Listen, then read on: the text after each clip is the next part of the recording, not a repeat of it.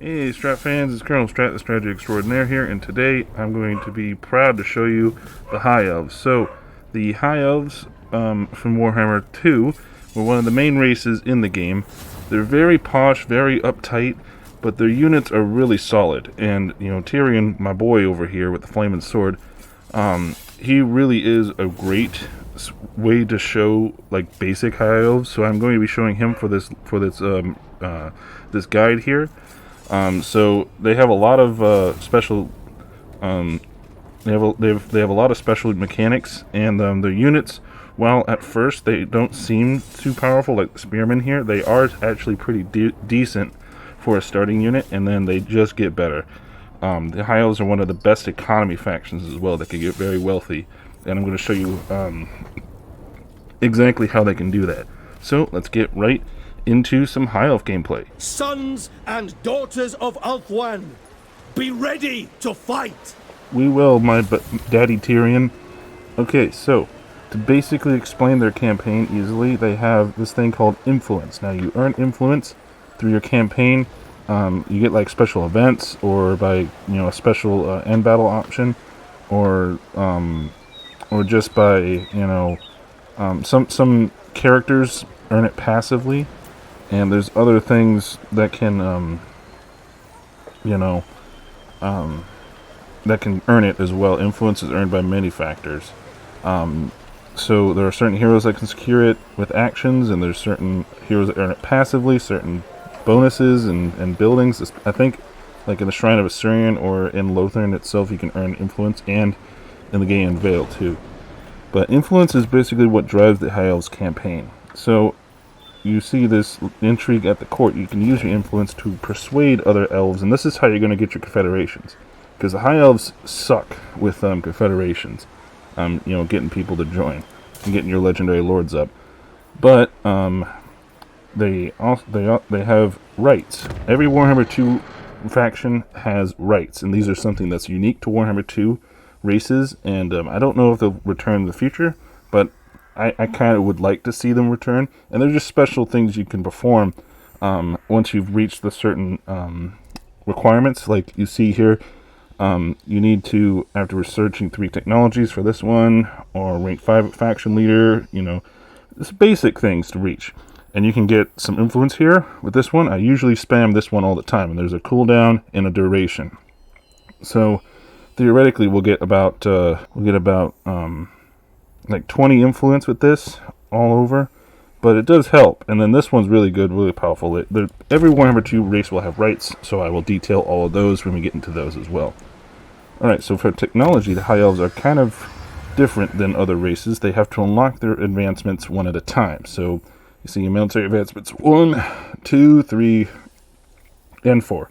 Cultural advancements and trade advancements. Now, each one has a tier, and you don't specifically have to complete them all. I think what you have to do is you just have to build a certain building requirement. So Ulthuan's all about building up. All the High Elf factions are very isolated and more about treating themselves than the others. So that's why the technology is locked like that. But they are very powerful, and I usually start with military advancements 1 so I can get spear wall, the discipline, archery prowess, which is really good. And then, these are all most of them are experience buffs, which don't help that much. But trade advancements are really good, because then they give you more specific bonuses for certain units, as well as income and growth, which you're going to get a lot of income with the High Elves.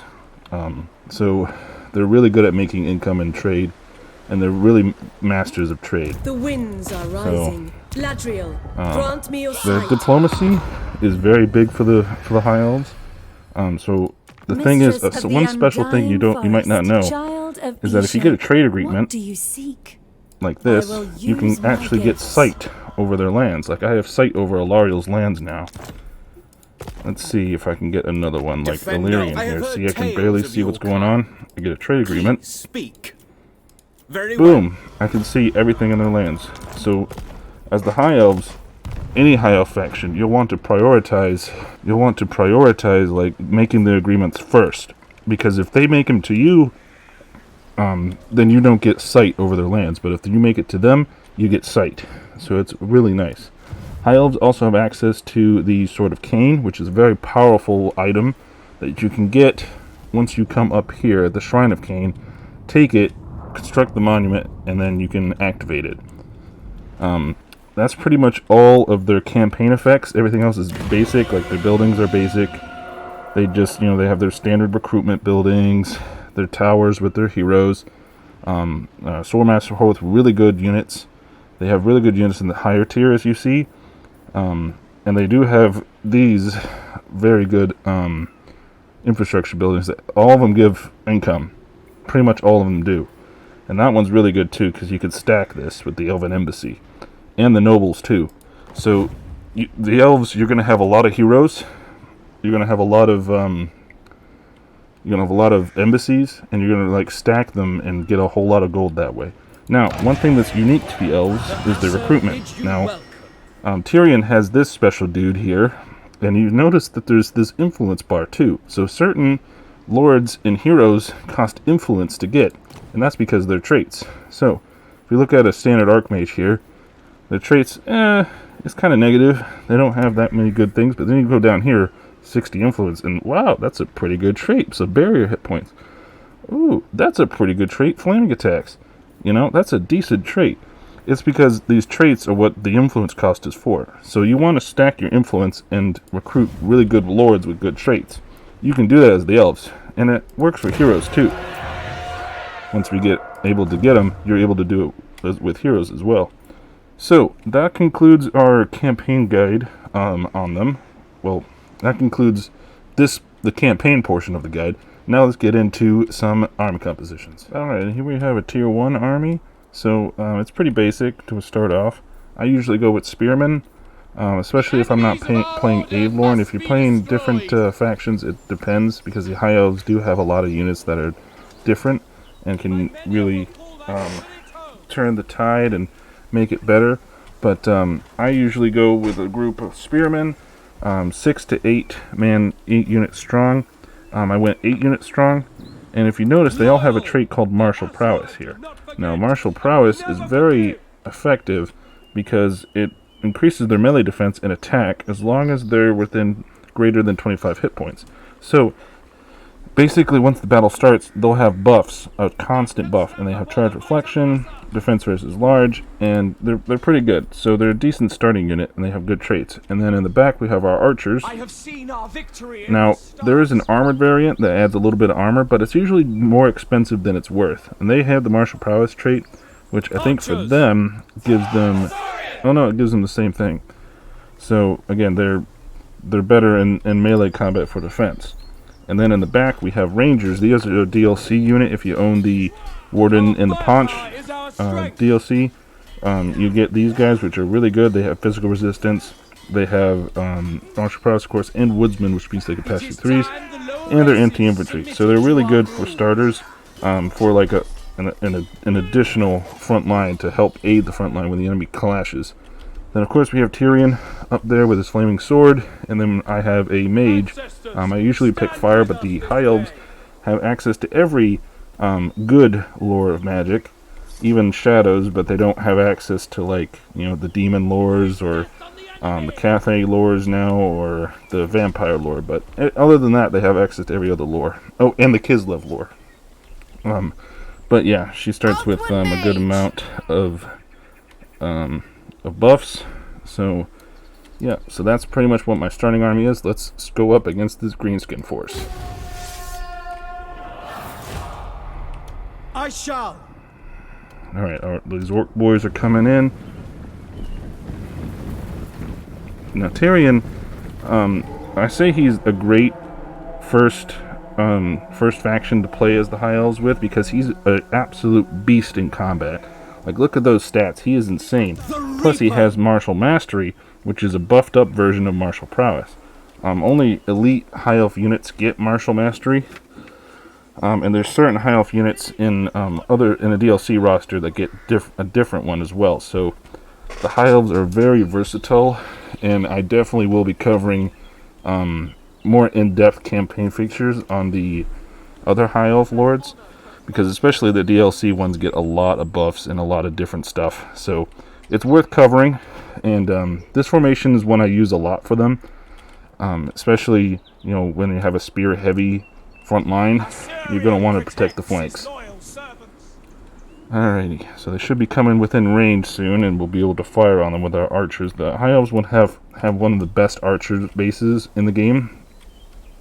Second only to probably the Wood Elves, I'd say.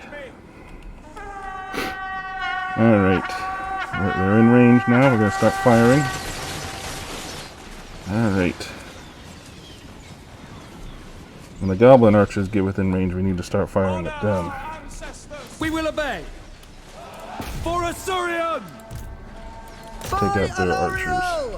Sinath! Archers! It shall be done! Yep, fire at them. We need them taken out. Sunfang Tyrion, rusts let's for go battle. in. As you And say. I'll do Burning Head on these guys. Yeah, that'll work. Alright, let's do this. Yeah, look at that. It might hit some friendly fire, but it'll be worth it. Sorry, in this helmet I have to really help. Oh Jesus, I did some friendly fire there. Oh jeez, that's not good. Pull back! As you say. Right, let's go in there. We will obey. It will be done. For Asurion! Understood. Jesus, that's another thing. They start default on Quickly now. skirmish, which is always bad for me, For duty. because then they don't fire at their targets. Archers. Loyal. Heir of Tyrion, you have Anarion. to kill this guy, man. Awaiting orders. I don't think I should do that. Let's do a fireball spell. Archers. As you say. To the fray. For order. It shall be done. Orifair. Sinner. Acknowledge. For order. Following orders. Alright, let's send these guys in.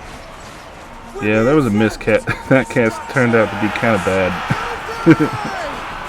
Sometimes that can happen with magic, because it is, but Tyrion is an absolute unit in combat. He's insane. So he turned the tide for us. Without fail, we will obey.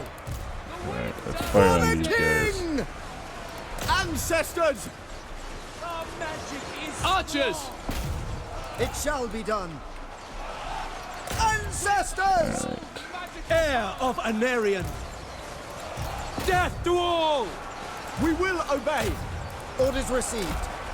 To battle! The enemy is bloody! Signer! Without fail. Attack!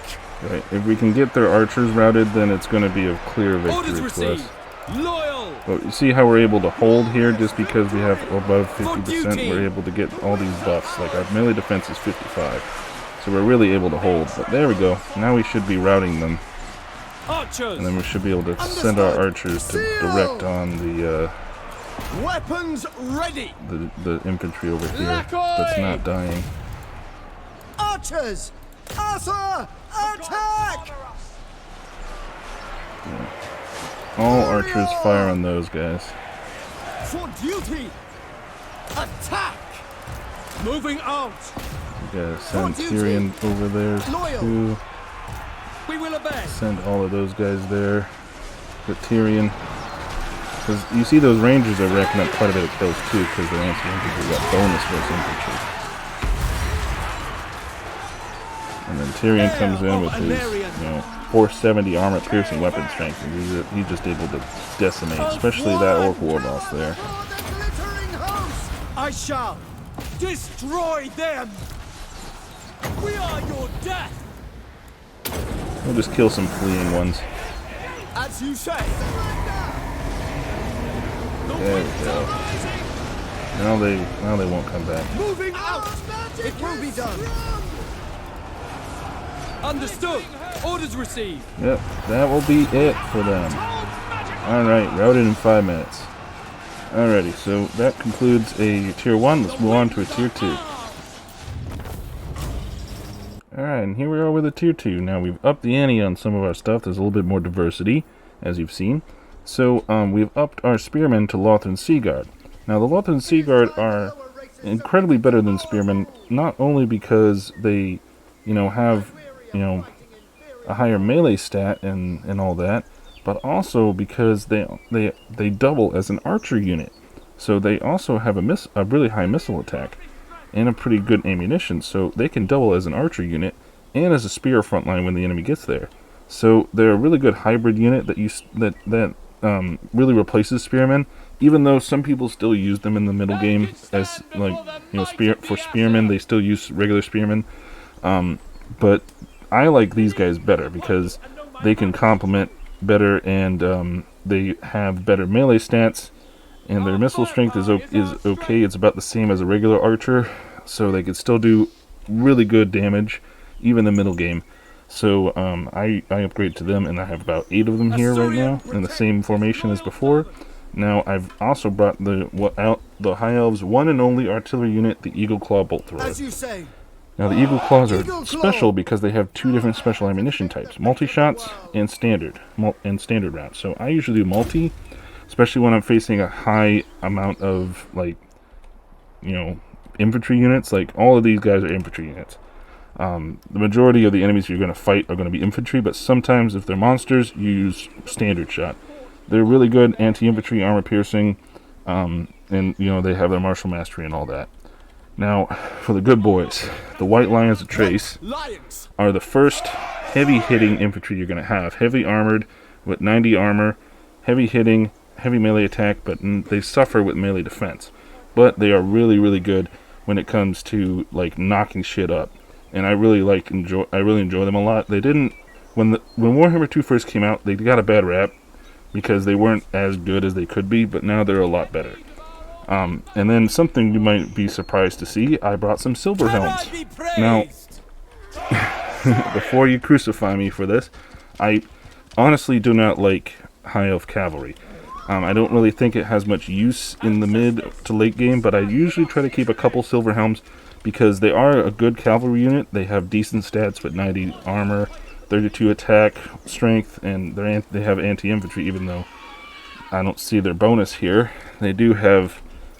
I don't think they have a bonus to infantry, but it says they are anti-infantry, but, the 90 armor alone is enough to make them worth the spot, because they can hold themselves in a fight. And then I've switched out my fire wizard with a shadow wizard, because shadow magic is one of the best in the game, so why wouldn't I use it? And she has a few spells, and Tyrion now has his Star of Avelorn, which is going to give him his burst of life-saving hit points it's his special. I think it's one of his special abilities that's over here. So yeah, he regenerates with that Star of Avelorn on him, and then he's on his mount as well. Yeah, he's on his only mount, his horse, because Tyrion's so much of a Chad. He don't need a dragon. He just needs a horse with his headdress on. All right, so with that, we're going to start this battle against Norska. Alright. As you say. Now the Eagle Claws are going to start firing at the Norskans first. We're taking a defensive position, but we should be able to do a decent amount of damage to them before they reach us. Let's see here. Yeah, they have some ice wolves on both sides. They're going to try to get around our defenses. But we'll be able to pepper away at them little by little with our Eagle Claws.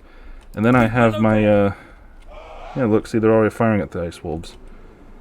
And I have my Silver Helms to deal with them, because they're better in melee combat than those guys. Oh, no, I don't need you. No, don't do that. Acknowledged! As you say! For duty! Understood! back in position. Guides us. By your command. Let's take care of those guys. Silver helms. Silver helms should be able to take care of them, no problem. And rout them. Heir of Anarian. Silver helms. There we go. For Oath One. By Alariel. March. Sail. Alright. Let's Asur do the mage. pendulum on these guys.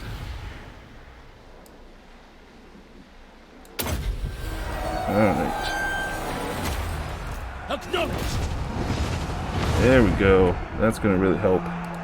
Eager for battle. And we'll pop his cooldowns. At once. He's going to go for those guys. And we're going to White send the White Lions. Lions in to deal with some more Understood. damage. Sinner! Apace. Orders received. It shall be done.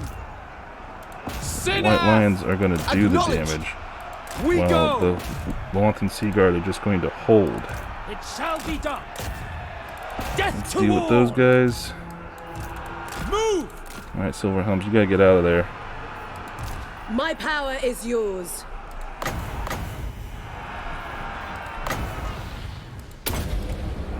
It will be done. We go. Silver helm. Good, come on. Asur forward. Get out of there. For These duty. Silver Helms can deal with those Norscan Ice Wolves. These Silver guys are dying. helms. They're dying real hard. Pull back. Moving out. Attack. Yep. Okay. Well, the wolves are going to deal some damage to us. White lions. Silver helms. Alright, let's take these Silver Helms over here. See, like I said, they're not the greatest, but they do their Wielder job. of the winds.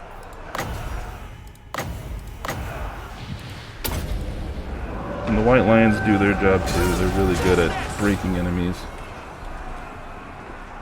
Heir of Anarian. Elf One. Setting forth. Understood. Alright, we did really well. We did really well with that. They are White lions. breaking our Asur, lines here, advance. but we're getting our White Lions into the fray. Silver The helms. Silver Helms are dealing with these Ice Wolves. Asur advance. Alright, cycle charge them. Break them. Heir of Anarian. Pop your cooldowns in Arian. Happy to serve. Sorry, Tyrion. Without fail. Alright, Attack. let's do these. I do have to admit the wolves look cool, but they're just not that good of a unit. They tremble before our Come on, swing that axe. Knock him out. Yeah. I almost said knock you out. Our master desert us. An There enemy we go. wizard is come. And they're routed. Enemy Get 'em. mages. Shoot him. Shoot him in the back. Yeah, that's what I'm talking about. Norskins are retreating. Alright, we only lost a couple units. Alright, and that will deal with the tier 2. Let's go on, move on to the Big Daddy tier 3. Alright, and finally we have the tier 3. So, the tier 3 of the High Elves can look a lot different faction to faction, but for a main High Elf army I usually run is something like this. So the big boys at the front are Swordmasters of Hoeth. Now these chads, these absolute chads of nerds that stay in a big tower and read books all day, you wouldn't think they'd be great fighters, but they are. They got martial mastery here, so they get their melee defense and melee attack buff up.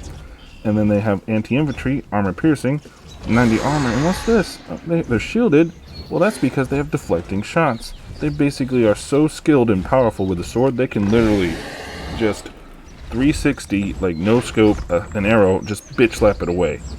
So they're really good because they get that missile resist buff now, missile block 20% of all up in front missiles. So they can actually perform the duty of a wall of shields with their with their swords. So they're really, really good. It's one of the few units that I can actually justify having a great sword line at the front.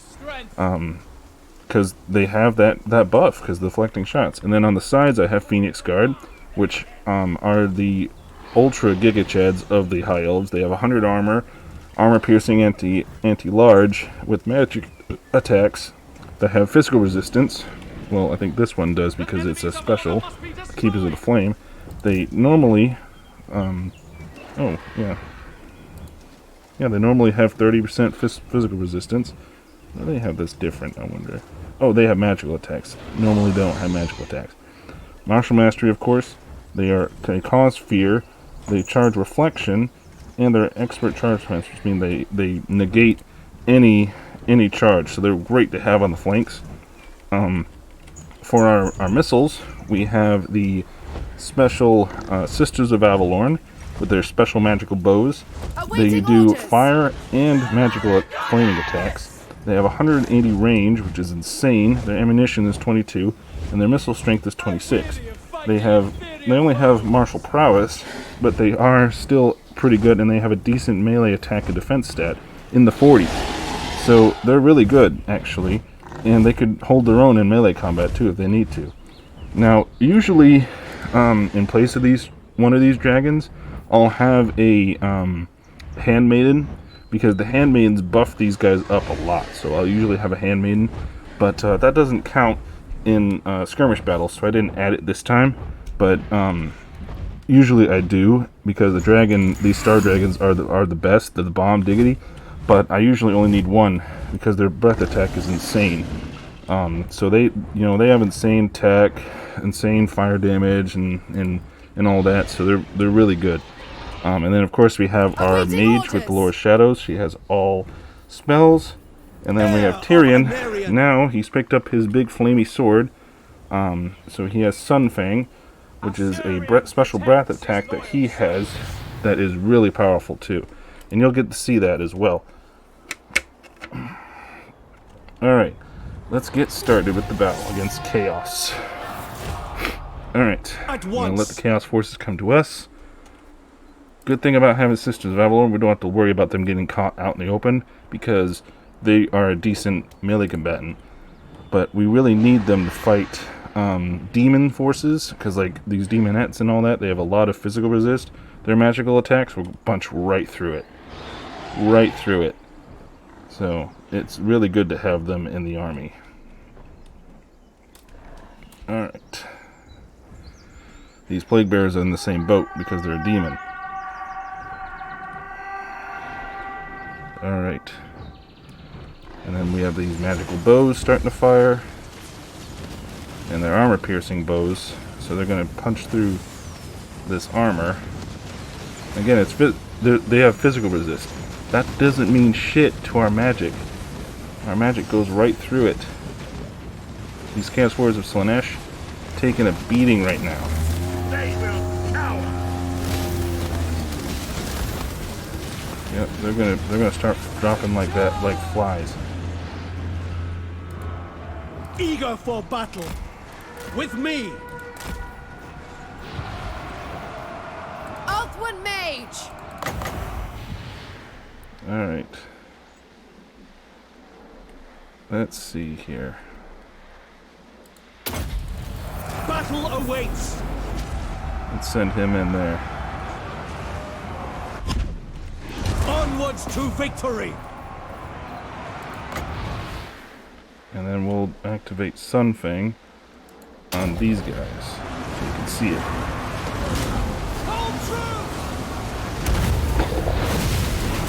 It's like a big old flaming sword, man. Insane. My Asurian. And then of course we have our breath attacks. And I pretty much just keep our guys up here to, do those breath attacks. Spellcaster!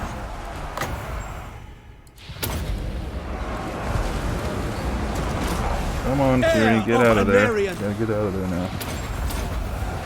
Very well. Advance. Have your Star of Avorn start going? Is it going? I don't think it is.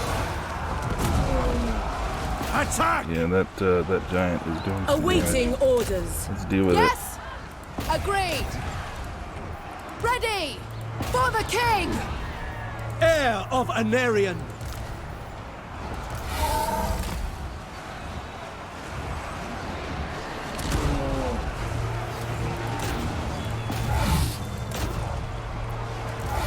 We'll land our dragons here to help. Orders. The greater good. Yeah, that giant's going down. Moving out! Glory awaits! Let's send Tyrion over here. He's got Sunfang, so he's gonna be okay. We can't lose Tyrion. Onward! Alright. Maintaining order! Yes. Taming the winds. Yeah, My the Sisters power of is Avalon yours. are gonna be our saving Order! graces. Gonna get our dragons back up in the air now. My power is yours. Orders! They're losing their demons. Let's have our Phoenix Guard go against the flanks. Yeah, there we go. Now they're routing. That's what I'm talking about. See, we held them. We were able to consolidate, and our Swordmasters were able to hold the line, do a whole lot of damage. So that concludes all of our builds now. Yeah, charge at them, buddies. Get them, knock them down, knock them dead. Yep, there we go. Alright. I just love seeing their animation, it's insane. But anyway, that'll conclude all of our army compositions. Alright, so that concludes my guide to the High Elves. I hope that you found this guide helpful, and please don't worry. In the future, after I've covered every race, I will return to the High Elves to dissect every lord, because each of these guys, There is from no limit to Tyrion my to his power. brother Teclis, Light to Tyrion's of the mommy, Asur. Alariel, to Elisa Serve Nar, the Shadow the King. Goth King, to Our Elven future Batman, depends Atharion, upon me. up to None Imric, can the best posh me dragon in guy. battle. They all I have am different Tyrion, things that heir make them of unique, Anarion. and each of their synergies are going to vary depending on, that lord, because like what works for Tyrion may not work for Imric, or may not work for Atharion, or what works for Teclis may not work for Alariel, so there's different combinations that each lord has. That's what makes the High Elves so fun to play. That's why I like to collect them all, because each one will have a different army that suits their strengths. So with that being said, are you ready to go out and conquer and defend Ulthuan? You you ready to simp for Alariel? Big old simp for Alariel. Needs me. I fight So- for the greater good. I thank you guys for coming to this guide, and remember, if you like what I do and you want to see more guides and more gameplays and other guides for other games too, just remember to like the video, leave a comment what you like the most, and if you want me to improve, I take all criticism.